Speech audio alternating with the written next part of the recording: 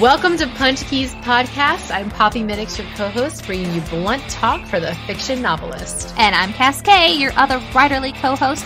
If you love to ramble about writing and need a tribe, you found us. Are you ready? We're uncorking now. Let's talk about punching those keys. Oh, I lost my screen. There you are. Hey, Poppy, it's Punch Keys time. It is Punch Keys time.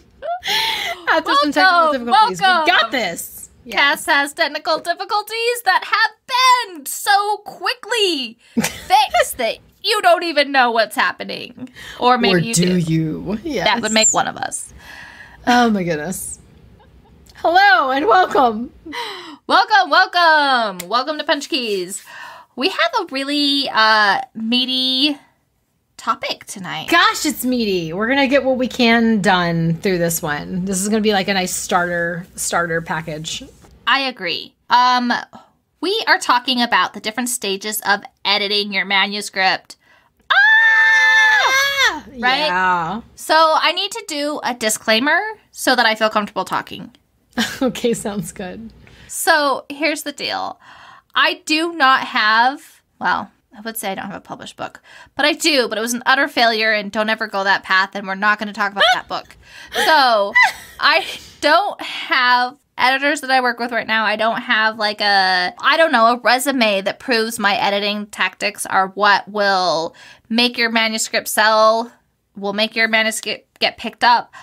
I don't know. I'm just going to talk to you about my process and experiences.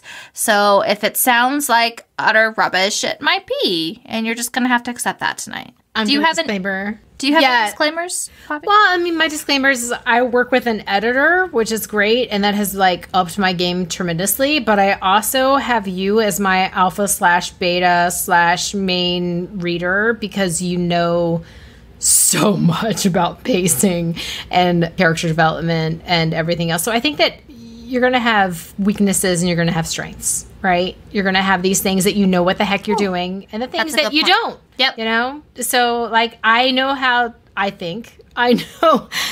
to plot a romance arc. And I think sometimes that I know how to do a comma and then I'm wrong because the copy editor comes in and says, yeah, no, that's not right. Everyone besides a copy editor is often wrong in that comma. So I just not alone. Cannot place a comma. And so it's just not for me.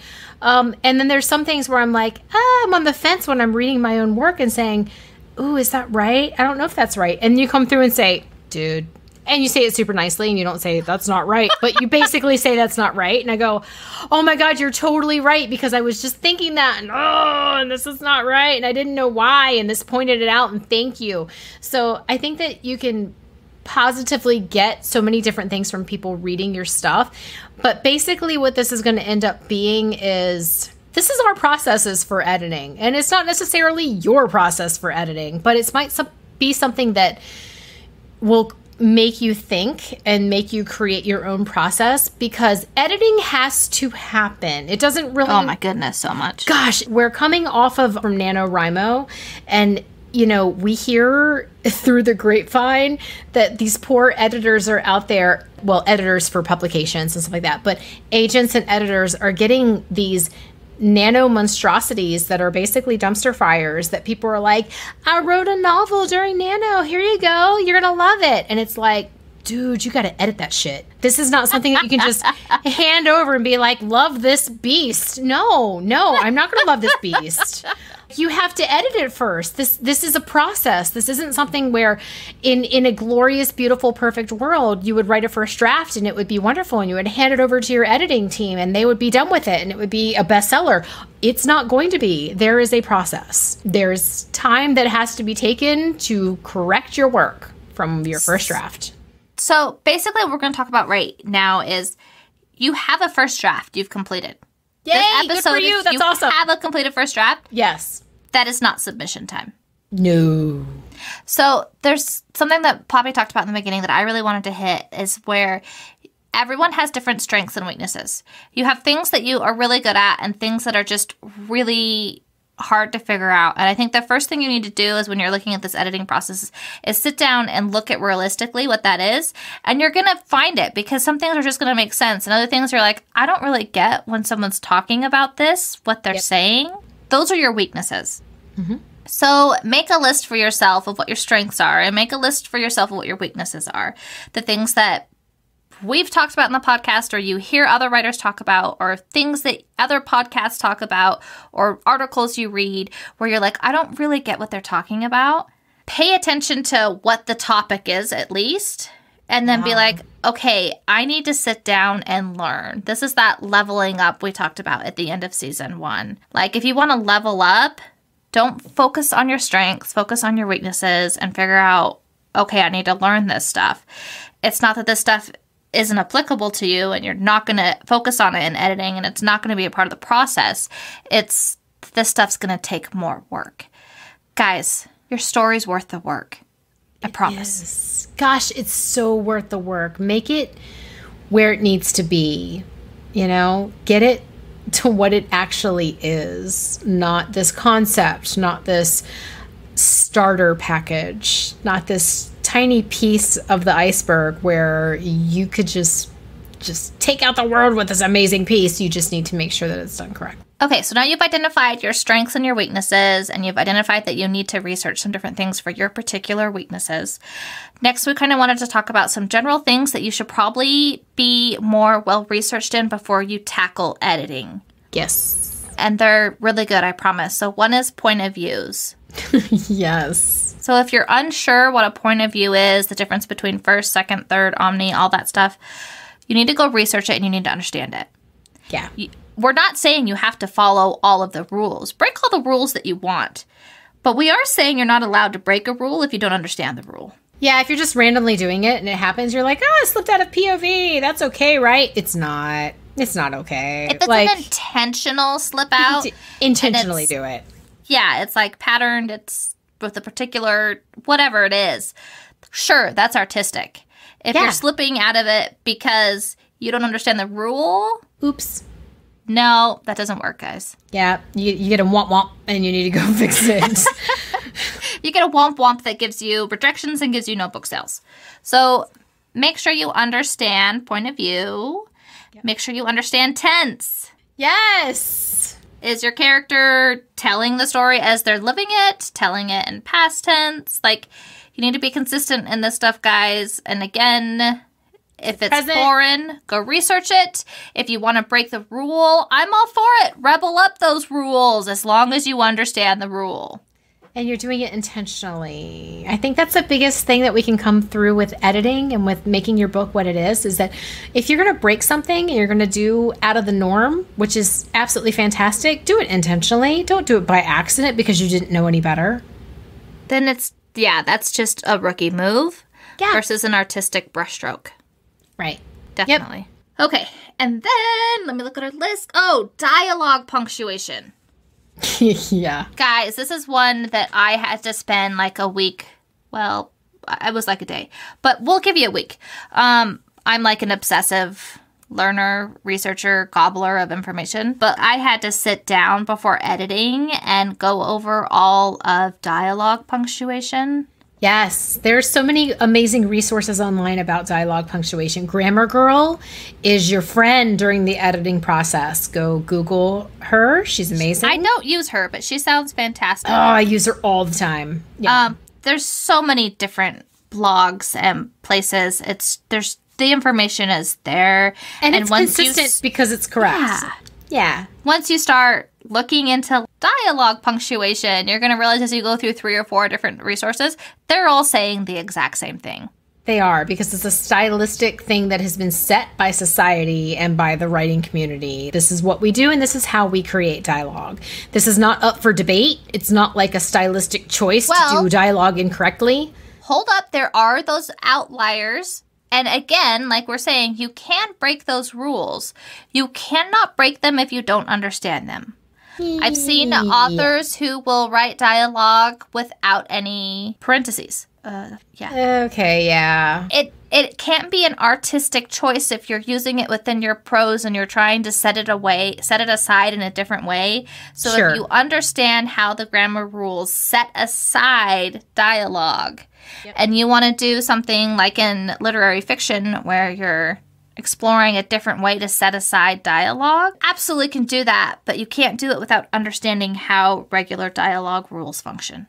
That is so true. So make sure you study your dialogue. I kind of had it's like a starting point one. Make sure you're using contractions. Okay, so this is out of the handbook of Poppy. Okay, so I got super excited when I started writing. I literally just was like, you know what? I'm going to write a scene. And then I wrote a scene, then I wrote a chapter, then I wrote a backstory, then I wrote a full novel in like a stupid short time. And then I wrote 2 novels, then I wrote 3, and then I wrote 4. I got a little bit out of control. I love just it. a bit. So much. Just went a little wacky there. Woo! Writing everything. Okay, and I just didn't know that like contractions were a thing. And so everything they're is so a thing. Woo! Are they ever a thing? And so those are all getting rewritten. I haven't rewritten them yet because I'm not ready for them, because that's a writer thing. Sometimes you're just not ready for the rough drafts that you create.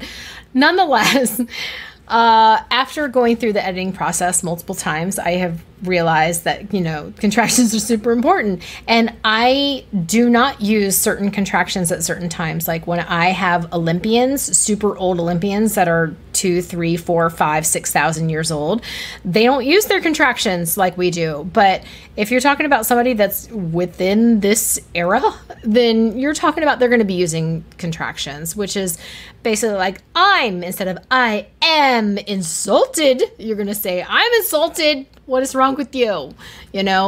What's wrong with you? Your contractions, because it makes your dialogue flow a whole heck of a lot better. Instead, if you're not using contractions, man, does it ever sound stiff. So it ends up being this like, I am walking across the room. And it's just so very, very uncomfortable. So if you're going to not use contractions, you need to be using it deliberately to separate voices between your characters and not because you just forgot.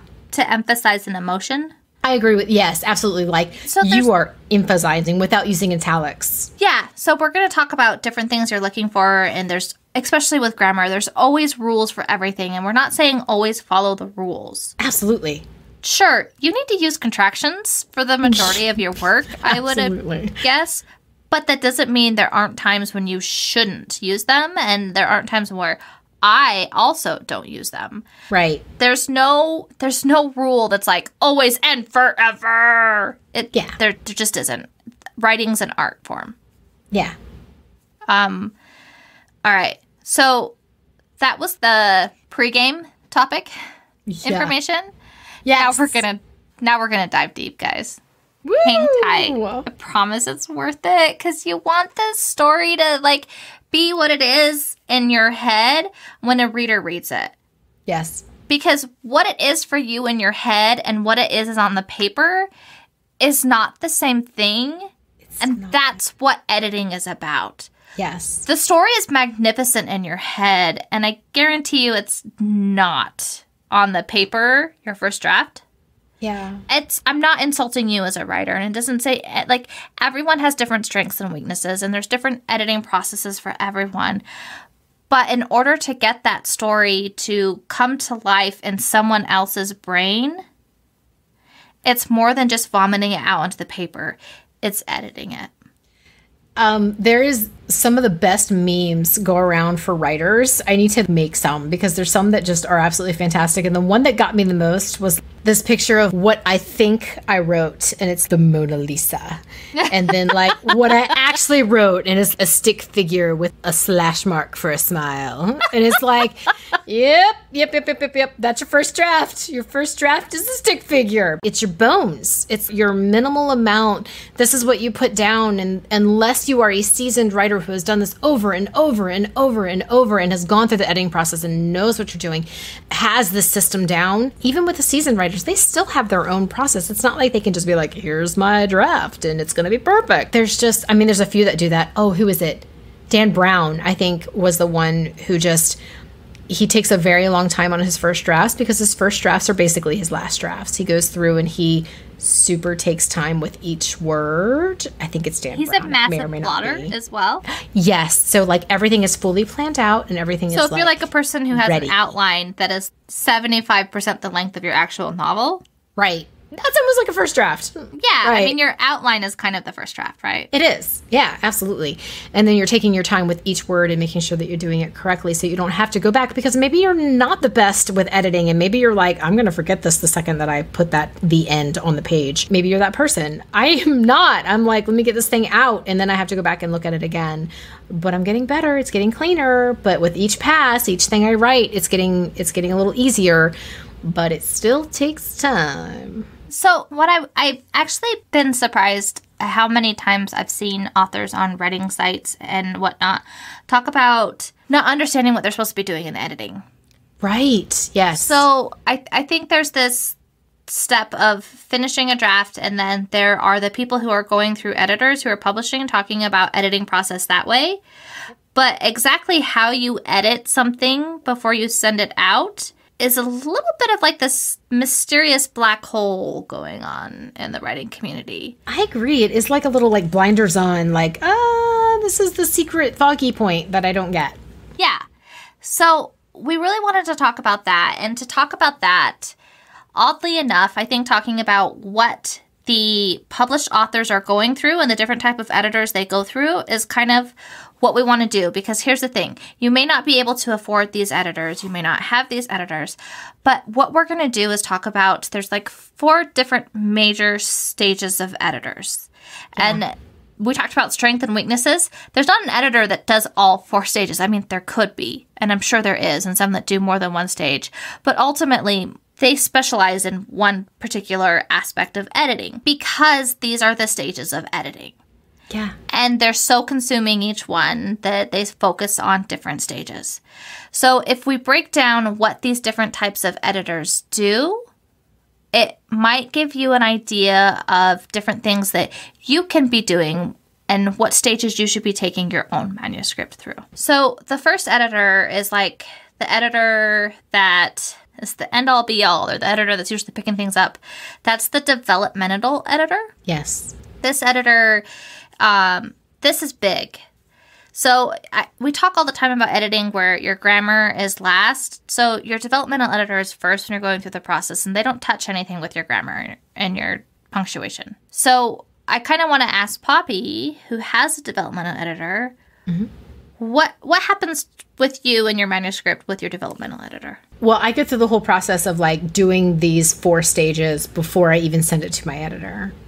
So that's a thing. I don't just send off my draft and they developmentally edit it for me. I still have to go through all these processes beforehand. But once I do go through these 4 stages, which we will talk about all 4 stages, but once I go through these 4 stages on my own, I send it to them, and then they go through it and they say, okay, you did a great job. Like, clearly you have edited this and that is awesome. And now let's talk about some of the things that are happening here. Number 1, what this person is doing in this chapter doesn't make sense because of something he did 3 chapters ago. Okay, you have a plot hole over here that is just huge and gaping wide, and we need to clean that up by doing this very specific thing. So we can do that because I've read the entire book. Like, he or she sits down with it and they read the whole thing through and they say, okay, this doesn't work. This does work because of this reason. We need to change this, to alter this, to poke it here. There's arrows places, like we're poking things into place to where it logically makes sense as a real world, because that's what we're aiming for when we have somebody read our work. We want them to fall into our world and be there. And so for specific things, and it also depends on genre. I mean, obviously, horror developmental editor is going to be like, this needs to be scarier right here. You need to be like, boom, this developmental point right here needs to be scaring the shit out of people. Whereas the romance developmental editor is going to be like, yeah, your main character wouldn't do this. If they're romance, they're not going to say these specific things. They're not going to do the certain things because it makes them a big giant jerk. And we don't want a big giant jerk for a romance lead. So there's a whole lot of things that go into developmental editing for plot and for pacing. They're going to go through and be like, you need to speed up here. We need to chop this entire chapter. We need to kick out this paragraph. You need to add a chapter here because this isn't explained, and it can be. So they're going to go through and basically just tuck and nip and poke and just make sure that like everything is where it needs to be structurally. Perfect. Okay, does that make sense? Yeah. Okay, great. So I think, so if we're breaking this down into steps for a developmental editor, so I don't have a developmental editor. And Poppy goes through these developmental phases a lot of times through beta readers and everything before she sends it to her editor. Mm-hmm. So one of the first things I look at is understanding my genre. So there's going to be taboos within that genre, certain things that you can't touch. Yep. No matter how well you think you can do it and how you can make it right or how it fits the story, there are certain things you can't touch. Every genre has them. Mm-hmm. And then there are things that readers gobble up. There are certain tropes. So you can't like tease a potential trope and then never deliver it throughout the book. Yep. So I actually have very specific examples. I was editing a manuscript and I saw two blaring big problems of both of these right away when I was sitting down and looking at it. And one was that I teased a romance in chapter 1, mm-hmm. and the guy was actually the villain. Yep. Agents weren't really keen on that, and I don't really blame them. I had to take that introduction of that character and push it back to the next chapter because that introduction should be what the reader is getting into and stabilizing with and understanding the world. And I can't really lie to them right away. Yes. I'm sure I could, but within the structure I had and the genre I was writing to, it wasn't going to work. Sure. I also had a scene that had a rape in it. Rape is basically taboo in all genres right now. And so, which for good reason, because mm-hmm. it's normally used as a way to make whoever is rescuing the person the hero. And it's used in all the wrong ways. And I was like, but I'm using it in the right way. And this really fits the story and explains everything what she's doing. And okay, here's the thing. It's so easy to argue against tropes and taboos and what you're mm-hmm. doing. I can do this right. No, I'm the exception. I don't know about you guys, but I decided that I'm not the exception. And I was like, okay, so if I take my personal attachment out and I step back from the story, how can I take this taboo out and still deliver this aspect of the story that gives her my protagonist the motivation she needs? And I found someone trying to steal her magic and kill her mm-hmm. was actually more powerful than trying to rape her. Right. And I think there's this thing in society where it's like the ultimate bad guy thing to do is to rape. That's the establishment bad guy. Right. And so you have to be aware of these type of taboos and all the different genres have them. I mean, we've mm-hmm. talked before about romance and happily ever after. Like, yeah. There are things that are going to piss off specific readers. Understand mm-hmm. your readers. Understand who you're pitching this story to. The first draft that you've already gotten at was entirely for you. Oh, yeah, absolutely. You spit it out exactly what you wanted. Now you have to sit back and look at what the reader is going to gobble up and be satisfying for them. Yeah. And in order to understand that, you have to understand what type of reader is going to be interested in this book. And that's going to take some tweaking with your book. You're going to have to beef up some stuff and cut back some stuff mm-hmm. in order to make this a very satisfying read for that reader. If this sounds really like you're being stifled in your creativity and your story, then maybe your stories are just for you. Maybe they're not for readers, and that's fine too. Yeah. But readers have expectations. And if you want to be a good storyteller, it is really beneficial for you to understand what those expectations are. I completely agree with that. I do. And it can hurt sometimes, and you want to put your foot down and you say, but I did it this way because I felt like it. And it's like, ooh, but really think about it. And that's not to say that like there are certain people who are going to like it, but it's going to take your readership down potentially if there's certain things that you are sticking by and you're like, well, this is what it's going to be. And it's like, okay, well, that's fine. That's your art. That's what you're doing, and that's okay. But, you know, you might be able to reach a wider audience if you just look at it and say, all right, you know what? It might be stronger without it. And after being through like the editing process several times, it's been like, there are things that I stick to, but it's rare at this point, because when an editor tells me that something is not working, I go, okay, that's clearly not working. Let's just fix it. Like, I'm not going to argue it. I'm not really going to, I'm not going to look at it unless it's something that is like very super part of something that is in a further book that they don't know about. That would be the only reason at this point why I'm like sticking to my guns, is because they don't have the entire picture. And that's the thing too with series writing. But make sure that you're fulfilling your readers' expectations so they continue through with the series. Absolutely. Absolutely.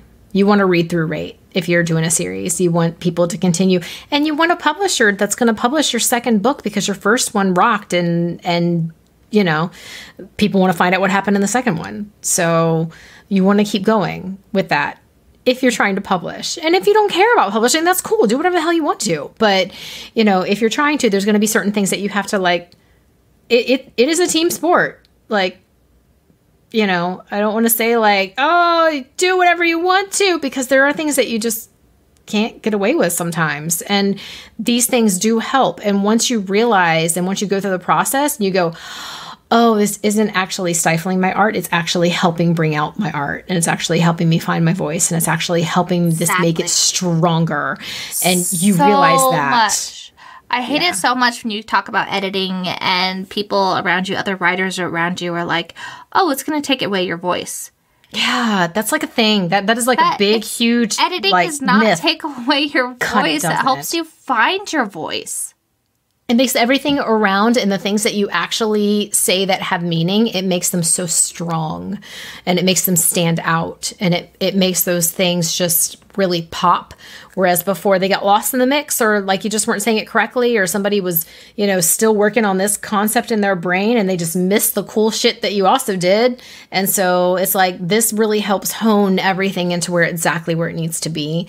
And listening to those people who are in the industry is, man, it is a game changer, and it is light bulbs like flashing all over the freaking place. Once I went through the editing process, I went through it with an agent, and then I went through it with an editor, and it was absolutely, completely work changing in a good way, because I wasn't doing certain things correctly, even though I thought I was. I was like, I got this. I'm doing this thing, and it's beautiful, and it's great. And then I look at some of the things, I'm like, you need to do this differently. Once I changed it, once I licked my wounds and I sat on it for a few days, and I was Licking sad. Your wounds is a thing. You're allowed to lick your wounds. I was like, ouch, but this is perfect the way it is. And then I looked at it and I changed it, and I'm like, oh my God, that's so much stronger. And I didn't realize that how much stronger it would actually be until I did it. And then I'm like, oh my God. And now it led to this, and now it did this, and now it opened this. And I'm like, oh, I should have just shushed my mouth and just did it, because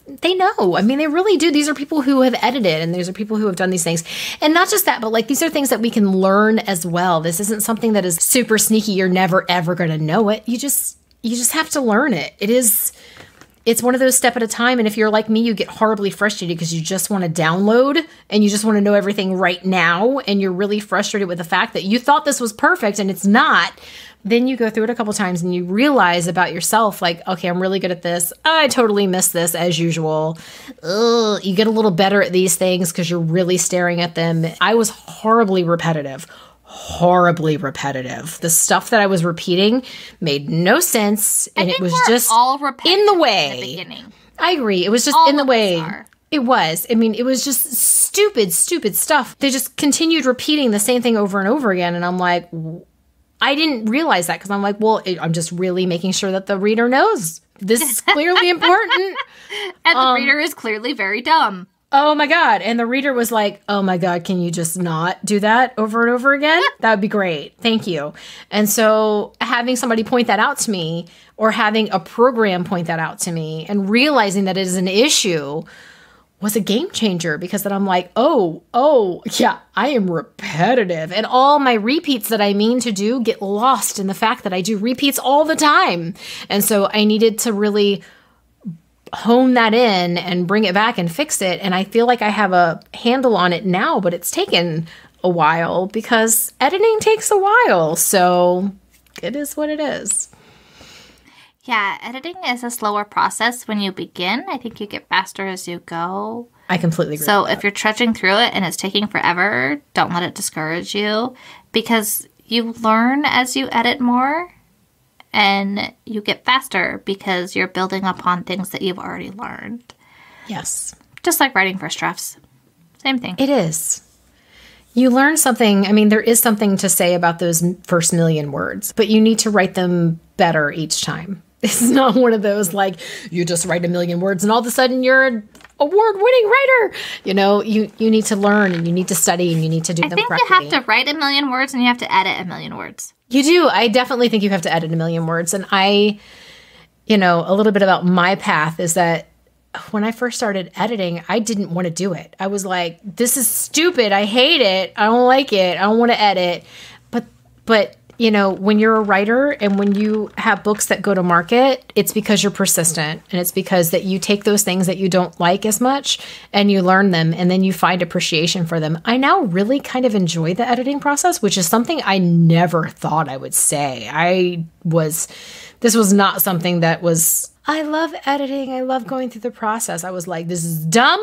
I just want to hand it over to somebody. I don't want to do this anymore. I hate it. I'm going to kick it. I hate it. And then, once I started learning about it and once I started understanding my own writing and how I can make it better, man, does it make it better. And then I think some of my favorite parts are like when you first write that first draft and you're like, whoa! And then you start editing, you're like, ugh, editing is hard. But then you read it after you've started editing it and you can't stop reading it because you're like, holy crap, this is amazing. And that's the part that is so much fun that you want to get to. So getting through these processes is just... oh, it's so important. It's so very, very important. So we go through this developmental stage where we figure out what the heck is going on and all of these different things that you need to tweak into place and make sure that they're correct and in the right spot and the pacing is right. I actually wanted to talk about pacing a little bit in the developmental phase. Good. Pacing You're a pacing queen. Please tell me, man, you're so good at pacing. I don't know if there's a way to teach pacing. Thought about this a lot and I've been asked this a lot because pacing is such a gut instinct to me. And I think it's because I've read obsessively. Like I think I started reading obsessively when I was 10. Awesome. And so I think I was 10, I was going through a book a night, like R.L. Stein, Goosebumps. Oh, that's amazing. I'd read like one in a night. They're tiny. It's not that amazing. But still. But it was just like throughout my life, I've always obsessively gobbled up books. And so pacing is very much a gut instinct feeling to me. Like I can feel when something's clogged and it's not right. When I'm reading it, I'm like, oh, your pacing's off. I can feel it. So obviously always read. Read. Yes. I would say beta readers are huge. Yes, have somebody read your work. So here's the thing with beta readers and pacing. They're not going to say your pacing is off unless they're like super zoned into pacing, which is one of my things that I'm zoned into. So if I'm beta reading for you, I'm absolutely going to talk to you about pacing. Yeah. But average, like a typical beta reader is going to be like, oh, wow, the story... I really had a hard time focusing. I had to reread these sections. I don't really understand what happened in this part. If they didn't understand something, it's almost always a pacing issue. You've either gone too slow or too fast. Yep. So if your beta readers didn't understand something, if they couldn't visualize something, if they're confused by something, it's so funny because there's so many things that come back from beta readers that you think like, oh, I haven't given enough information or I haven't built this or done that. And it's typically a pacing thing. Maybe you haven't given the information. Typically you have, and you've given it in such a slow thing with so much information, which is called info dumping.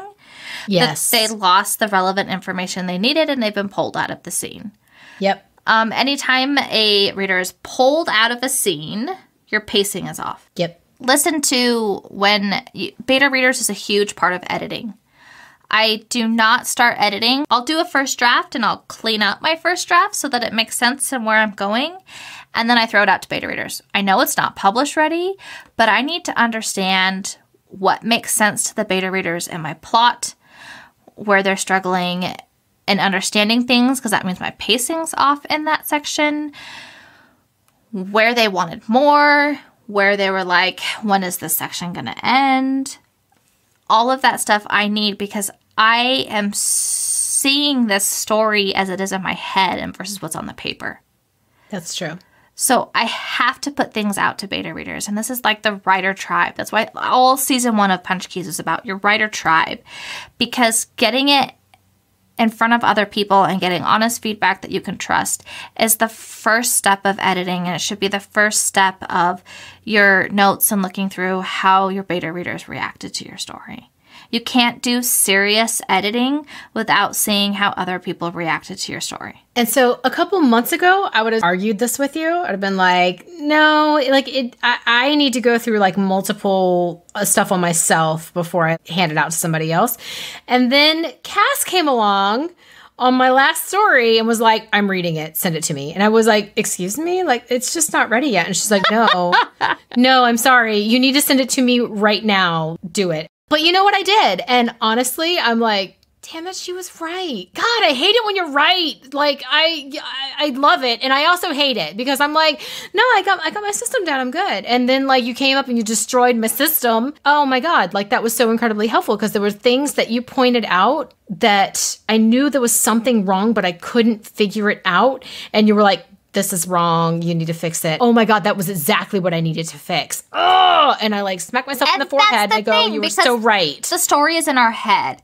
And so if you really want to be able to settle into a good round of editing and understand how your reader is going to perceive the story, you have to get other perceptions besides your own. I completely agree. So I fully agree with Cass's assessment where you have your first draft and you do your developmental and that time you get your beta or your alpha readers to figure out. Poppy and I are just finishing up the ending. We're co-writing a book together. Yeah. And there's things we have because I'm, you know me, guys. I've got my encyclopedias and my list. And so I have my editing list of all the bullet point things. I'm like, this. I do not. Yeah. I do. But I'm like, I actually am not going to go through and poke those bullet points because we're about ready to finish up. So we've done a different process in this. So different process than what you typically do. So we've done a role play thread where we played off of each other and then we each took chunks of pieces and it's a dual point of view book. And so we're in like the last 5 chapters of it. Yep. And I have a list of things that need to be fixed, but the core of what we're doing is there. And okay, we send it out to beta readers after we finish these 5 chapters. And Papa's like, no, we have this, and this to fix. Yep. Hold up. Yes, we have that, and that to fix. But there are so many other things that we have to fix that we don't know about because we don't know what the readers are going to actually comprehend and which they're not going to comprehend. Yeah. So why would we not give it to beta readers and get that feedback to incorporate with our other list as we're editing? Because we're perfectionists and we want it to be perfect before it goes out, Cass. Beta readers are not... They're not there for your perfectness. They're not there for your published book. They're not. They're not. They're there to poke you into place. And I have a hard time with that, but I am learning. And I can tell you that it is incredibly helpful. So... incredibly helpful. So I would highly encourage for pacing issues and for comprehension of your main plot story arc, which is kind of crucial to any story, no matter your genre. Hugely crucial. I would recommend beta readers. Yes. Beta readers within that genre are going to be helpful. It doesn't mean they have to write it. They could just read it. They have to have an understanding of the genre and an understanding of what's done in that genre. It doesn't mean they have to write it. Your beta readers could be non-writers. Yeah, absolutely. So keep that in mind too. But if you have like one beta reader and they tell you everything is perfect, go find another beta reader. Yeah, definitely. So definitely.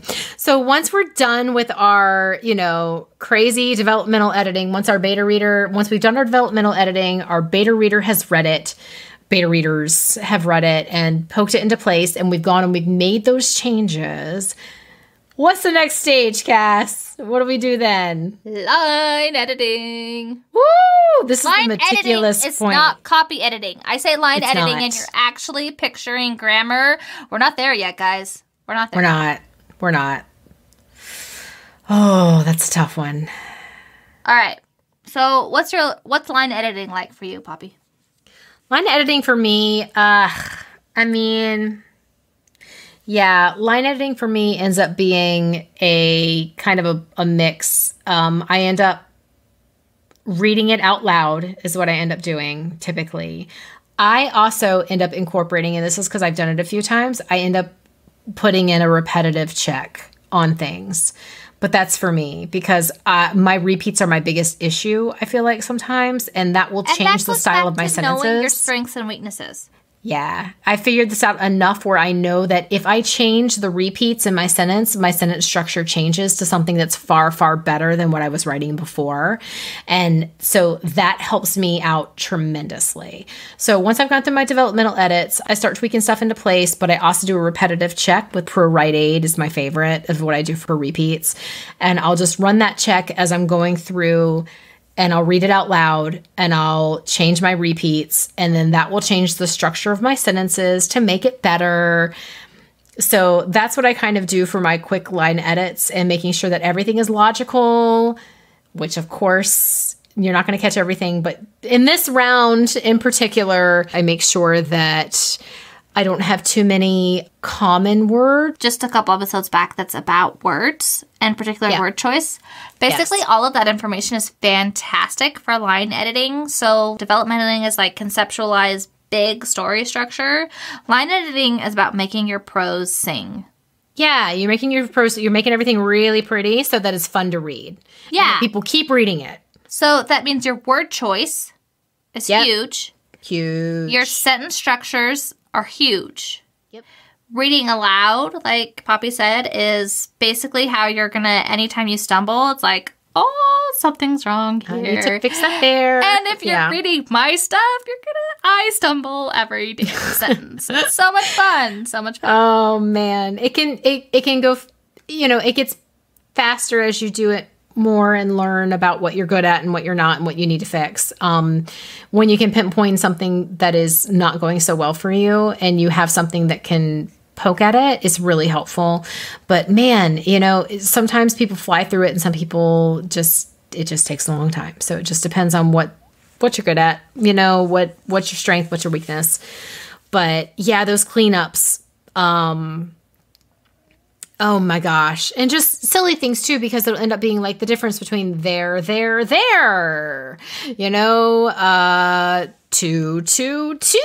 Just things that it's like when you're reading it out loud, you're like, wait, what? Because you didn't mean a specific word. You meant something else. Or you say it over and over again and you realize that you have a word 15 times in 2 paragraphs. And So the word 15 times in 2 paragraphs is definitely, I think, like a line in anything. You're going to find your repetition. You're going to find what rolls off the tongue, how much of a poetic phrase you want. Literary devices are huge to look at in line editing. Make sure you're purposely doing things. Make sure you're purposely breaking rules. And then when you start getting into the there, the two, that's when we move into our copy editing. Yeah, that does that as well. You're going to miss certain things like that. And that's what copy editors for. Line editing and copy editing are kind of smush sometimes together, but they're different. They are different. So like your copy editing, you're not going to be listening to or reading aloud. Your copy editing is like looking at it and seeing that they're there, the two, the commas, all that That's stuff. true. That's a really good difference. Yeah. So when you're going through, so that's your copy editing. When you're going through and looking at your line editing, that is how it sounds off the roll of the tongue, how the prose is. And it's, even if you're not writing literary fiction and you're like, I don't want this beautiful purple prose. Okay, fine. Write a violet prose. I don't care.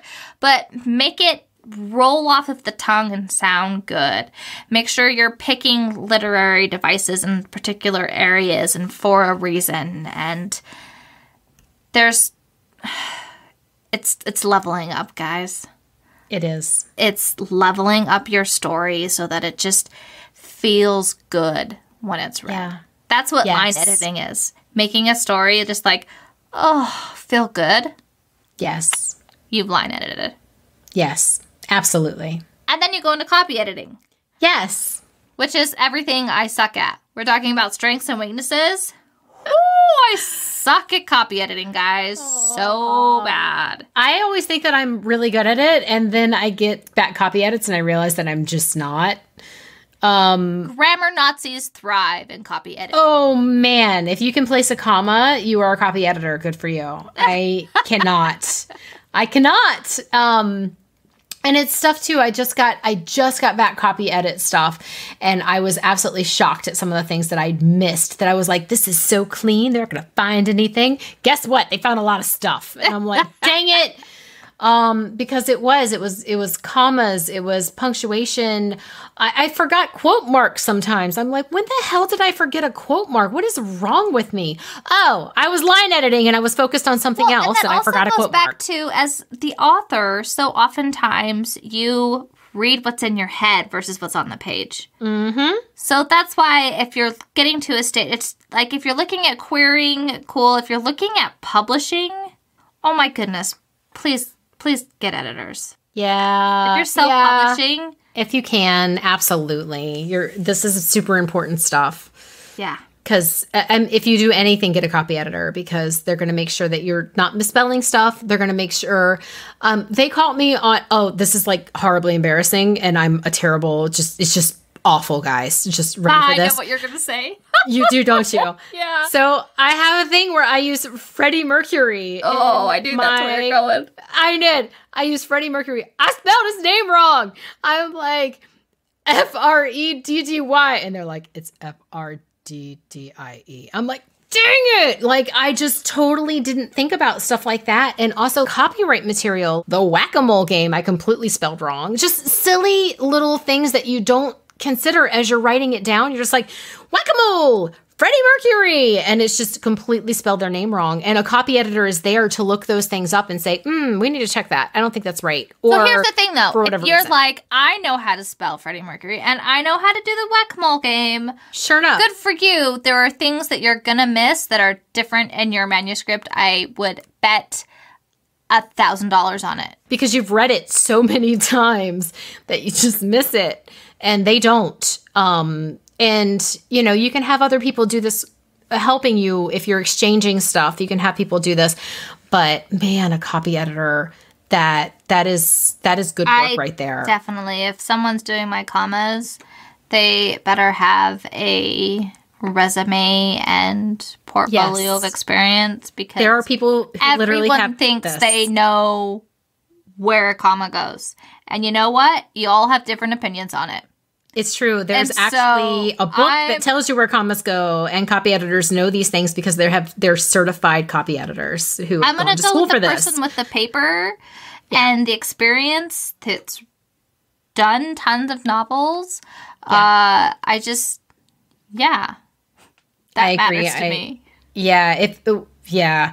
I'm really, I love where I'm at, and where my work is, but were I to go self or anything like that if I needed to save money to do one very specific thing, it would be having a copy editor. That's where my money would go, because I think it is just astronomically important. For me, with my strengths and weaknesses, I would not consider self-publishing without hiring a copy editor. Yep. I agree. Like, it's meticulous work. It is meticulous work. There are some people who are really good at that, and their money would be more well spent with a developmental editor. And that's okay, too. That's the strength and weaknesses thing again, guys. Like, but just realize that you're not strong in all aspects. Yeah. You do have weaknesses, so make sure you address those. And that's what editing is about. Yes. But if you have, memorized the AP style guide, then dude, copy edit it up, but that is not me. So the last stage is actually a really simple one. We don't really have a lot to say. It's just the final proofread. I think sometimes we get so excited that it's done that we forget that we actually need to go through it one more time and read it. There's little things that are missed in all stages. There just is. It is. It's like, it is one of those, how did we all miss that? Or how did I miss that after the 45 times I passed through it?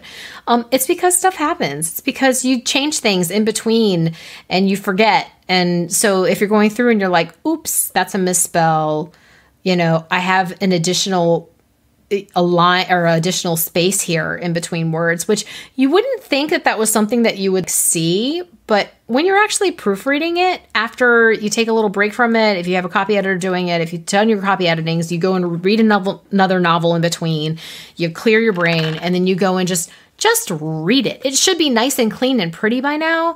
And you go through and that stuff stands out like you would not believe. And you're just like, oh, whoops. Oh, oops. Like there are certain things that you just missed, and all of you missed, just because you're looking at very specific things, but you have to do it in stages, which is what's so important. You can't do all of these things all at once and be like, I'm going to do developmental editing, line, copy, and proofreading all at the same time. It's going to be amazing.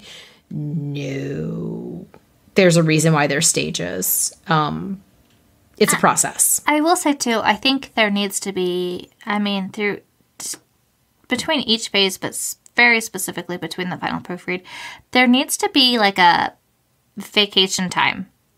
Take a little tiny pause. I know you're excited. I get excited too, and I just want to hand it off, and I want to be like, it's done! But like, you need to take a break and not touch it or read it. I'm not even going to say what that time period is. Depends on you. But it depends on you, but your brain needs to break from it. I would say at least a couple days. Yeah. Do you like my contradiction there? I'm like, I'm not going to give you any time frames. Here's a time frame. But maybe 2 days. That's good. Like at least a couple. Yeah. But you have to let whatever it takes for your brain to reset, because you have to be able to click out of what you think it says versus what it says. So whatever time period your brain needs for that reset, you need to do that before the final proofread. When you've read this thing 15, 20 times because you've been going through with all of these edits, you've been doing everything, it's so easy to have in your brain what it should be. And so you just skip a word because this is what it should be. And so when you're reading through, but if you take a little pause, a little break, if you read some material in between to just break your brain a little bit and get it out of that rut and then reread it again, then you'll see more things that you wouldn't have caught before because you already had every single word of that sentence in your head because you looked at it 5,000 times and fixed it. But you forgot the a or and or by. You know, it's so silly, the stuff that we miss sometimes. And even when you're doing final drafts, oh my God, I can't believe I missed that. Oops. And it doesn't mean like you're dumb or not a good storyteller. No, God, no. Like, don't beat yourself up like that, guys. Your brain is super good at solving puzzles, and sometimes those puzzles are missing words. And so your brain sometimes is just like, I'm going to nope that. It's fine. And then it's not fine. It's not fine. So having readers that are not you is really important. If you can't have a copy editor, if you can't do proof, have somebody read your book. Just hand it to them and be like, do you mind reading this? Let's do an exchange or whatever, and have them proofread it for you and make sure, hey, if you get a chance to read this, ARC readers, if anybody finds a typo, please let me know. Just saying. So, beta readers are really great. So make sure when you give to a beta reader that you establish what your weaknesses are so they know that you need help in those particular categories. That's something I always do if I'm establishing a new beta reader relationship. Be out there aggressively getting all feedback. Writer websites, you can go to our Discord group on Punch Keys. There's tons of other Discord writing groups. I really liked in the Meredith Ireland interview we did in season 1, she talked about actually finding beta readers on Twitter. She connects through people that way. That was a fantastic way. Any way you are connecting with writers, which you should be doing. Yes. If you're not, go connect with writers.